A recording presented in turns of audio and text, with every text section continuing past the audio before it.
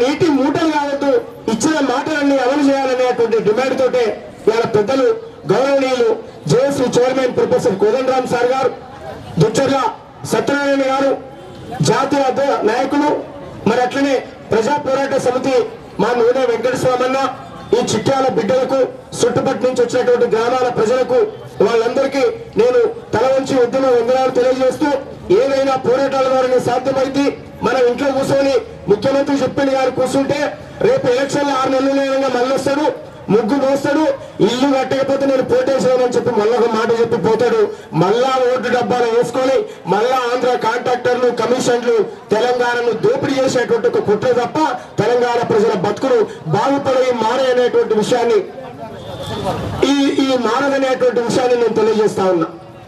ఇక మనం ఇప్పుడు పాడుకుంటా పోవుడే అవుతుంది, తిట్టుకుంటా పోవుడే అవుతుంది. మొన్నటిదాకా తెలంగాణ రాష్ట్రం వస్తే మన బతుకులు మారుతాయి, బాగుపడతాయి అని చెప్పి అనుకుంటుంది.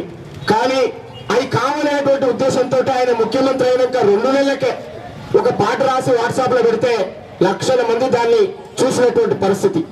ఆ పాట మీద ఏ ఒక్క మంత్రో, ఏ ఒక్క ఎమ్మెల్యే, లేకపోతే ఏ ఒక్క లీడరో ఒక్కరు కూడా దాని మీద ఇది అబద్ధం అని చెప్పినటువంటి పరిస్థితి లేదు.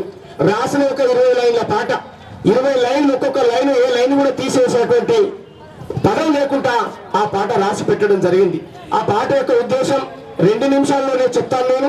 ఆ తర్వాత సభాధ్యక్షుల వారికి మైకప్ప చెప్తాను. ఓ కేసీఆర్ సారు, మా కొత్త సీఎం గారు, మీ హామీలన్నీ సారు అమలాయేటట్టు చూడు, మీరిచ్చిన మాటలు తప్పితే ఇంటికి పంపిస్తారు, మా మనసులున్న మాట వింటారా? ఓ సారు మీరందరూ అన్నీ కూర్చొని చప్పట్లు కొట్టుకుంటే ఆ పాట పాడండి. ఓ సారు మీరు అనండి, అంతే, ఏమనొద్దు, తిట్టొద్దు, కొట్టొద్దు. మా మనసులున్న మాట వింటారా? ఓ సారు మీరు మనసులున్న మాట వింటారా? ఓ సారు మీరు చప్పట్లు కొడుతున్నారు, మంత్రులు కొట్టమంటే కొడతారా? నీళ్ళు కూడా అడ్డం తిరిగింది అనుకో, కొట్టమంటే కొడతారా? గట్టిగా చప్పట్లు కొట్టాలి, గర్జించాలి. మా మనసులున్న